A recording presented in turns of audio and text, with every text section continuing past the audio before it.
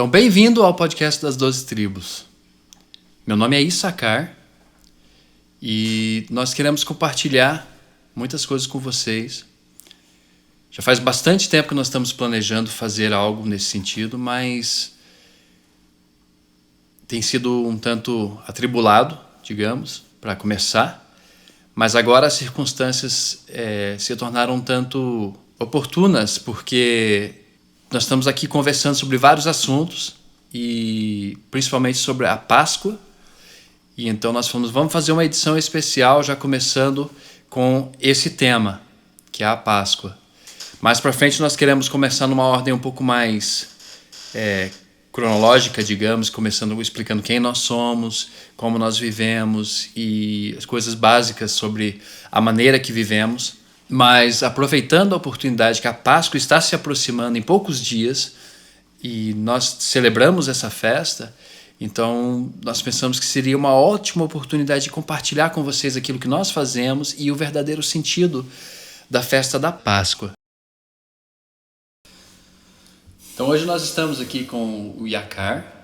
Sei que os nomes são parecidos, mas têm significados um tanto diferentes. E o Yakar ele vai conversar conosco um pouco e explicar sobre o significado original dessa festa muito importante, que é a Páscoa. No hebraico, essa festa se chama Pesach, que significa passar por cima.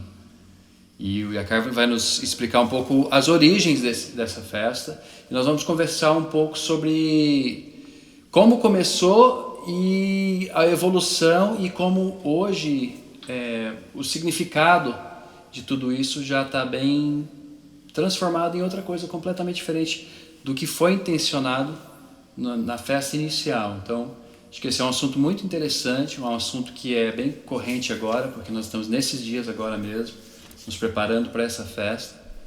E é algo que nós temos conversado muito, tem nos inspirado a compartilhar com vocês. Então, eu penso que ajuda muito se eu posso dar um pouco de contexto para o que está acontecendo. Porque se a gente vai falar da Páscoa, nós teríamos que voltar na primeira Páscoa. Acho que um bom começo é voltar no começo. Alguns mil anos. Alguns mil anos atrás. Então, para quem não é familiar com a história, o povo de Israel estava no Egito e eles eram escravos no Egito. Então Deus, ele não tinha nada começado, não existia assim uma coisa muito formada. Então o povo não tinha uma cultura, eles não sabiam muito quem eles eram. Eles sabiam que eles eram descendentes de Abraão e eles estavam no Egito. Eles tinham perdido um tanto da identidade deles, né? Exatamente. Porque tinham sido escravizados e eles tinham assimilado muito da cultura egípcia. Mas eles sabiam que eles eram um povo, a parte que morava no Egito. Então eles, com os anos de escravidão e estando debaixo da pressão do faraó, uma coisa que eles começaram a fazer, eles começaram a clamar para Deus, pedindo por ajuda, pedindo por misericórdia. Isso é um fato importante, que eles começaram a clamar, eles começaram a pedir. Então foi aí que Deus, ele levanta Moisés no meio do povo. Aí tem aquela situação que Moisés, ele mata um egípcio, ele vai para o deserto de Midian, fica 40 anos, depois Deus fala com ele volta. Quando ele volta para liderar o povo, para tirar o povo do Egito, então entra uma sequência de tentativas ou de falas com o faraó que são seguidas de pragas. Aí tem aquelas 10 pragas do Egito. Eu vou só mencionar as pragas aqui porque a Páscoa, que é o Pesach, ele tem tudo a ver com essas 10 pragas, na verdade, porque ele é a 10ª praga. Então a primeira praga foi o rio Nilo virar sangue. A segunda, eu estou aqui em Êxodo 7, Êxodo 8. A segunda foram as rãs. Imagina tudo coberto de rã. Pode parecer uma pequena coisa, uma rã, mas quando elas estão dentro do seu lençol, do seu travesseiro, debaixo da sua coberta, em todo lugar que você for, na sua mesa, na sua comida, no armário, na despensa, é um pouco apavorante, assim. Tem gente que se apavora com uma, né?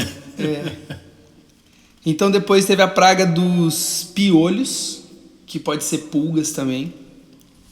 Depois moscas, que seria a quarta praga, as moscas. A quinta praga é a morte dos rebanhos. A sexta são feridas. Todos eles estavam com feridas, com pus, com bolhas e pus. Depois vem o granizo, que seria a sétima praga. A oitava praga são os gafanhotos, devastando tudo que eles tinham. Naquele tempo era uma nação agrícola, então você ter uma praga de gafanhotos, isso ia ser muito difícil. A nona praga, trevas. Então você vê que todos esses acontecimentos, eles causaram talvez um clima, uma situação onde o povo chegou num sofrimento. Paralisou o Egito, na verdade, né? Exatamente. Quebrou a economia, quebrou a cadeia de alimentação, né? Suprimento de alimentação, quebrou o comércio. Exatamente. E naquela época o Egito, vale lembrar que o Egito era praticamente a potência mundial, né? Era uma das civilizações mais bem estabelecidas. Sim. Então a nona praga foram trevas. Imagina 3 dias de trevas onde você não podia nem acender uma vela. Nada acendia. Diz que as trevas eram tão densas que você podia tocar nelas. Difícil imaginar uma coisa. Difícil imaginar, mas para mim, assim, eu me imaginando num lugar desse, eu ficaria com medo. Eu ia ficar aterrorizado. Então essa sequência de eventos culminou que o faraó não libertava o povo do Egito. Então teve o anúncio da 10ª praga, que tem a ver com o nosso episódio de hoje, que é a Páscoa. Eu acho que vale ressaltar também, porque nenhuma dessas pragas ela tocou a terra de Gosen, né? Que em hebraico é Goshen, que é onde moravam os israelitas. Então essas pragas, elas não tocaram a terra onde moravam os israelitas, eles ficaram a salvo. Mas isso contrasta com a última praga. Então chegou a 10ª praga, que era algo que Moisés estava falando com o faraó, porque o faraó insistia em não deixar o povo sair do Egito. Viria um anjo, que ele é o anjo da morte, e esse anjo ele ia passar por toda a terra do Egito. E como você falou, também ia passar na terra de Goshen, onde os israelitas moravam. E que ele iria matar todos os primogênitos, tanto de homens quanto de animais. Então aquele anúncio, depois de tantas pragas como essas, ele foi levado a sério, pelo menos pelos israelitas. Eles sabiam, porque Moisés dizia que era Yahweh que estava fazendo isso.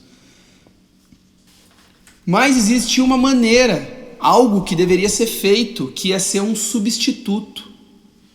Algo que você poderia fazer para que o anjo da morte, então, ele passasse por cima da sua casa. Esse é o nome da festa, que é Pesach, que significa passagem. Em inglês é Passover. Exatamente, que é passar por cima. Então as direções eram que cada família deveria pegar um cordeiro ou um cabrito de 1 ano, por isso que se fala do cordeiro pascual, porque ia ser pego um cordeiro, e tinham instruções específicas que deveriam ser obedecidas, e deveriam ser feitas exatamente como foi dito.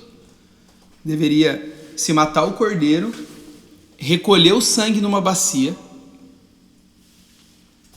pegar um arbusto específico de uma planta chamada hisopo e pintar a viga superior da porta e as laterais, e todos deveriam estar dentro de casa.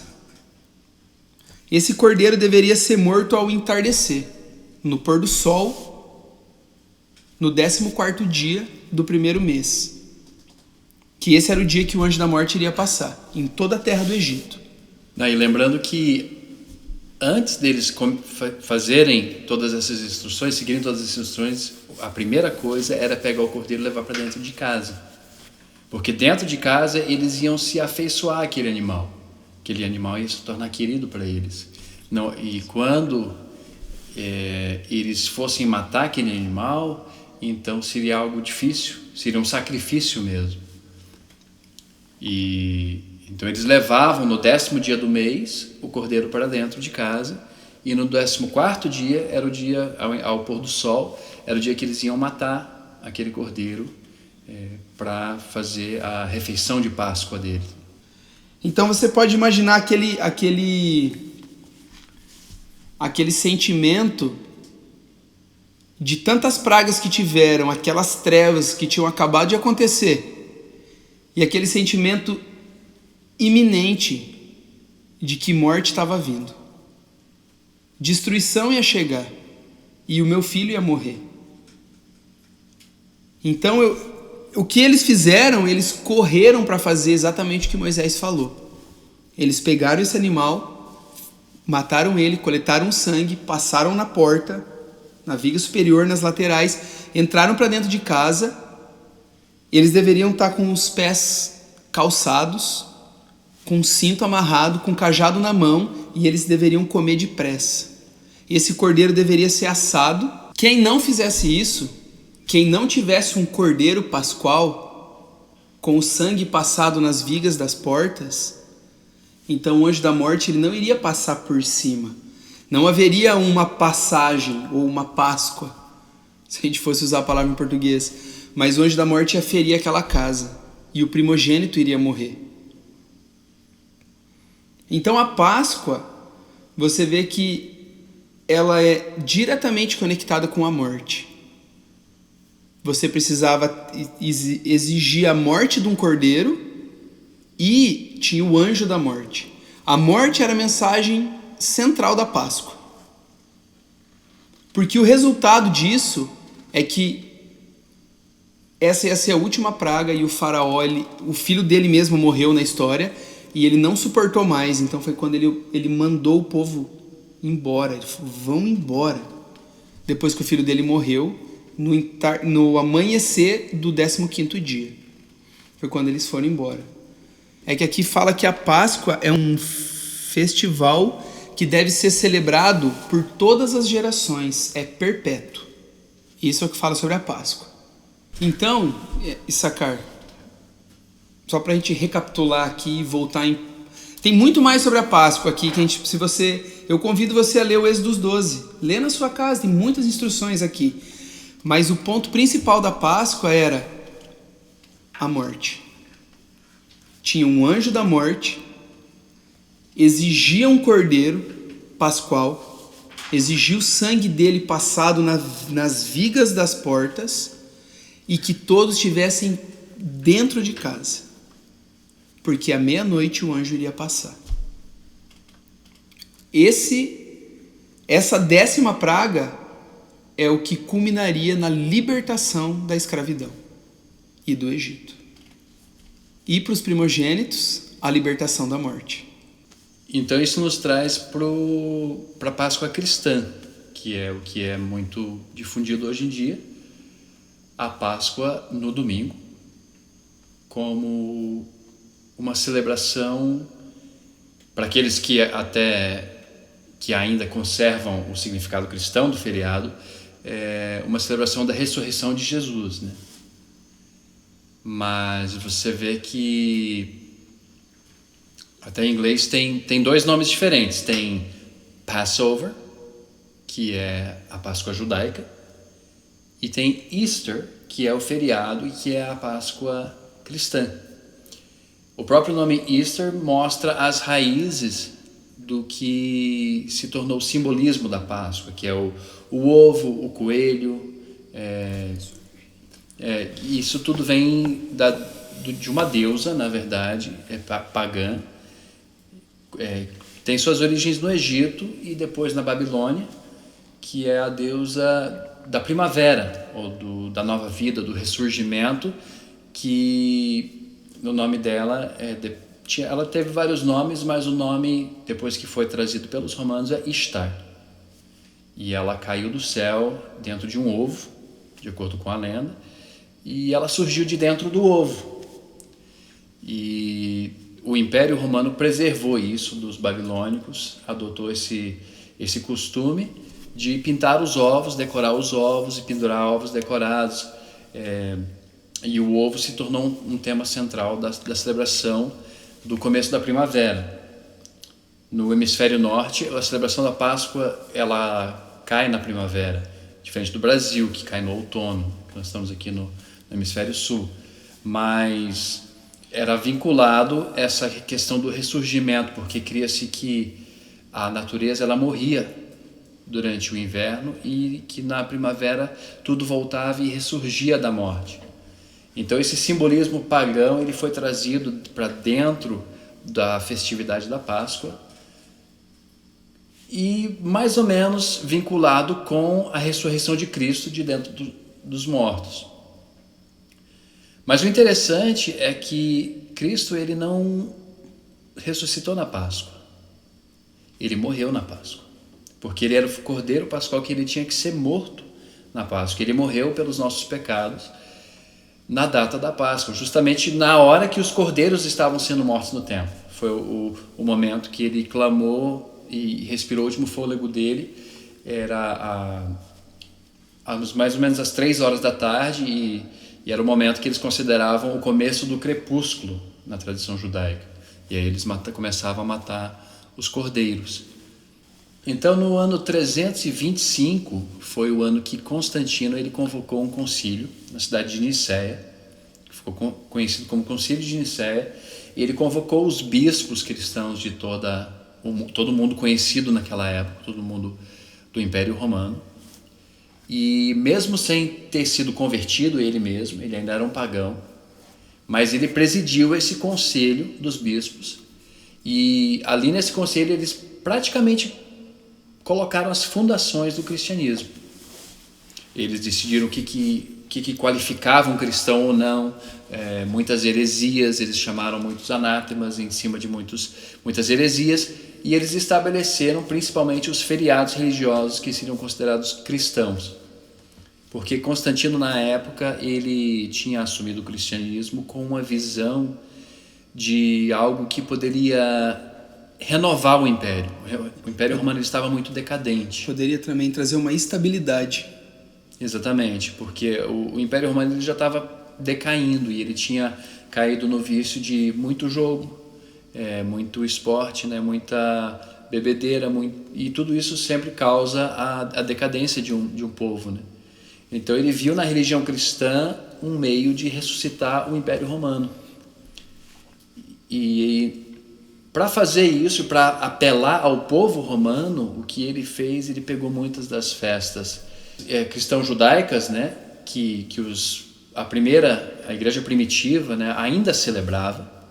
E isso pode-se ler no livro de Atos, que a igreja primitiva eles celebravam a Páscoa e os dias dos pães asmos.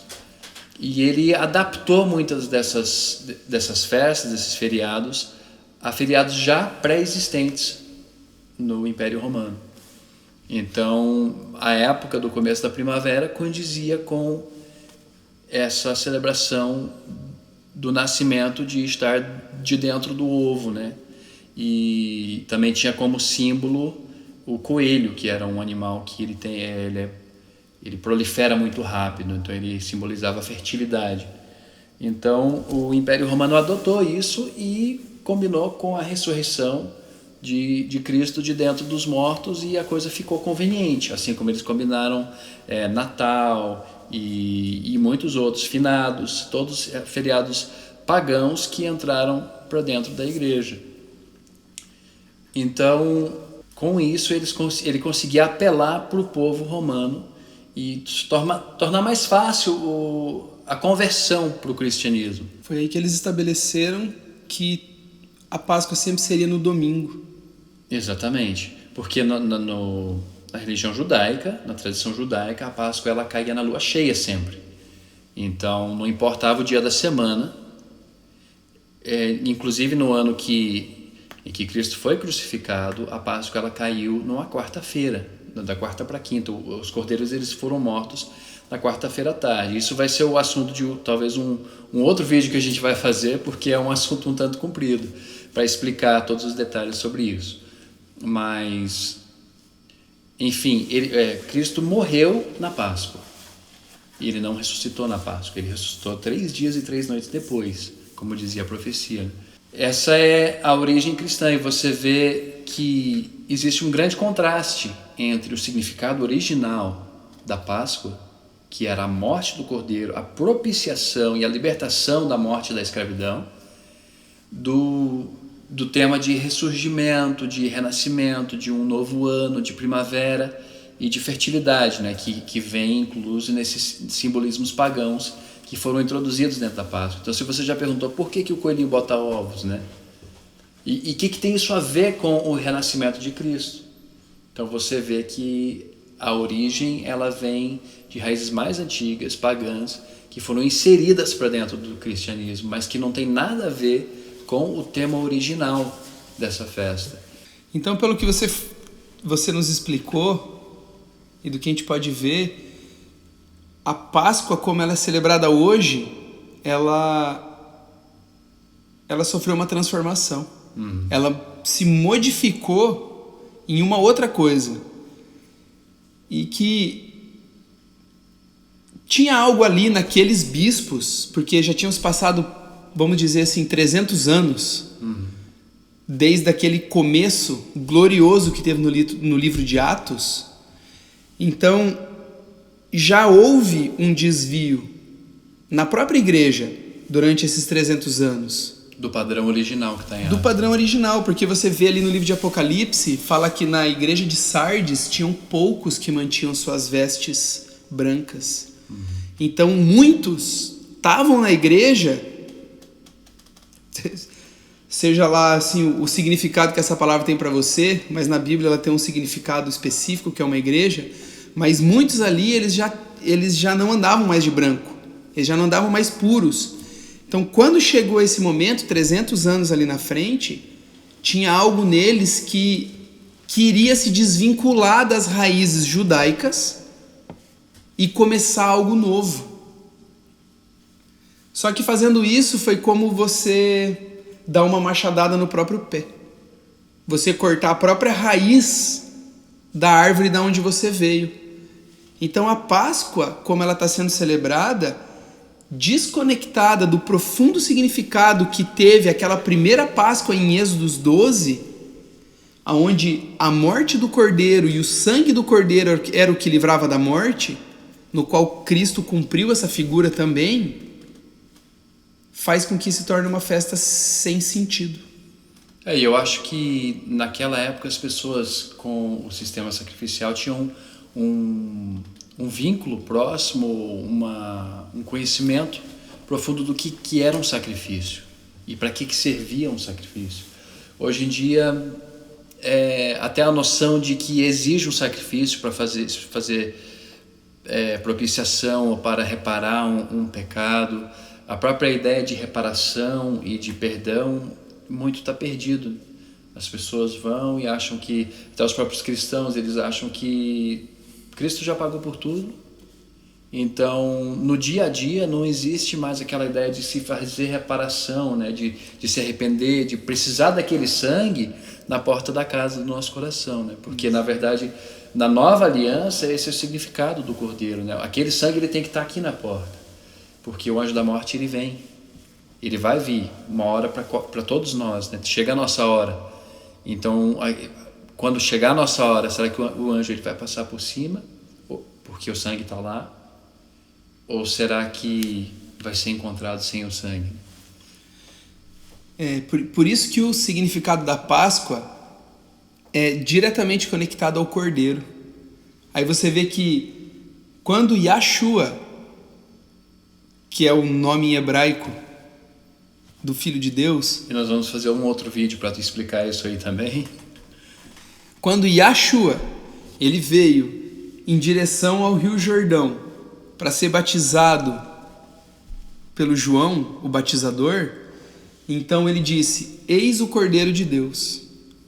E instantaneamente as pessoas sabiam o que ele queria dizer. Exatamente. Um israelita, ele tinha um profundo significado do que significava um cordeiro. Para que serve um cordeiro? O que se faz com um cordeiro? O cordeiro era aquilo que eles tinham para serem livres da morte.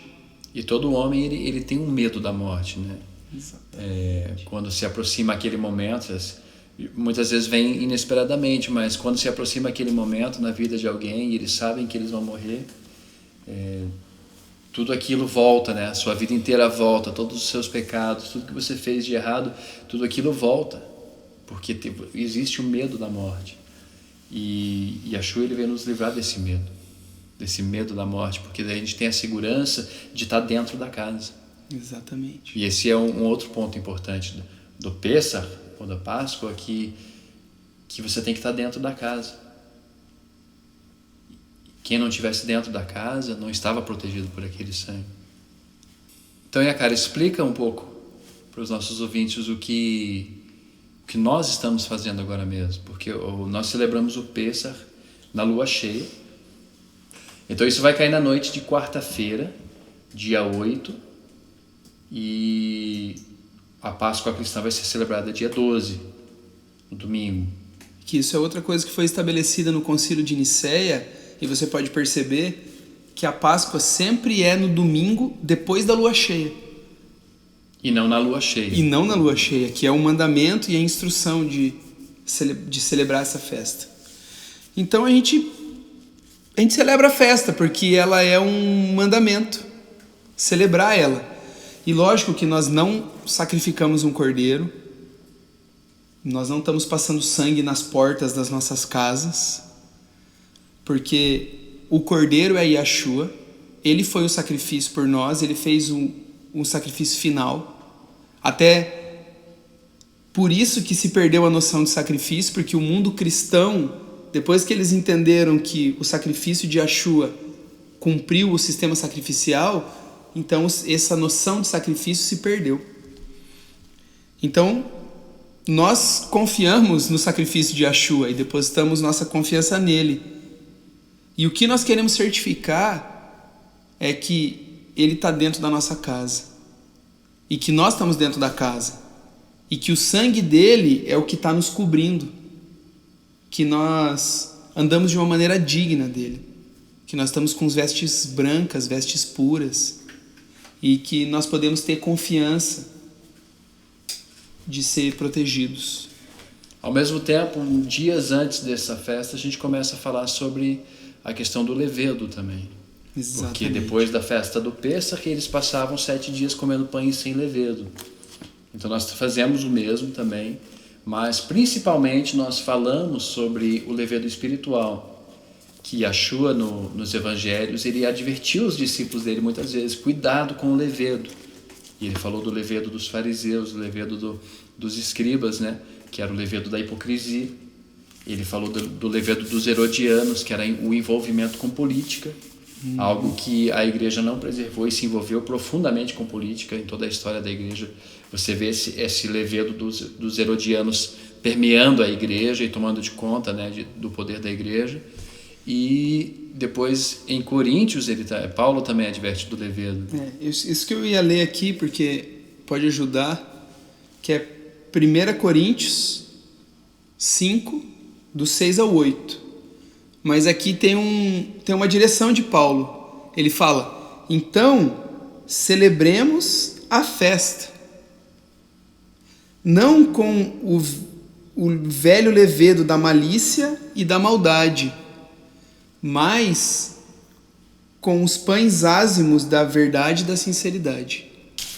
Então é isso que nós estamos fazendo. Nós já passamos alguns dias, nós começamos um tanto antes, lendo e conversando com todos da comunidade e identificando as maneiras em nós que podem estar alteradas. Você vê que o levedo ele vem e ele causa uma mudança, né? Você bota um levedo numa massa de pão e ele causa uma mudança.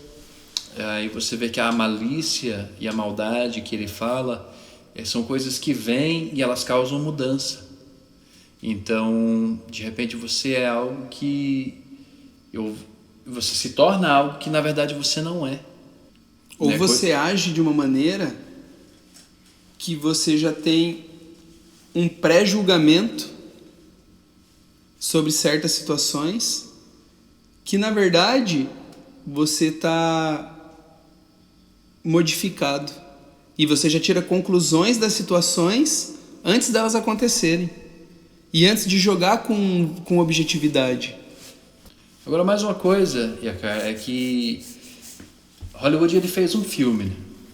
Então até gente que não conhece a Bíblia, hoje em dia conhece um pouco da história do que aconteceu. E agora mesmo, nesse tempo que nós estamos, isso traz um pouco mais de relevância, porque naquela época eles precisaram se abrigar dentro de casa, porque estava passando uma praga lá fora, um anjo da morte que estava tirando a vida de pessoas. Uhum. E agora, nesse exato momento, as pessoas estão abrigadas dentro de casa. Os governos estão ordenando quarentenas forçadas e recomendando que as pessoas não saiam de casa em vários países porque tem um anjo da morte passando. Então esse assunto ele se torna relevante para nós agora também, porque você está dentro da casa. E se tivesse um remédio, se você pudesse passar o sangue na porta da sua casa e a praga não entrasse, você faria? Ou você faria como os egípcios, que então perderam os primogênitos?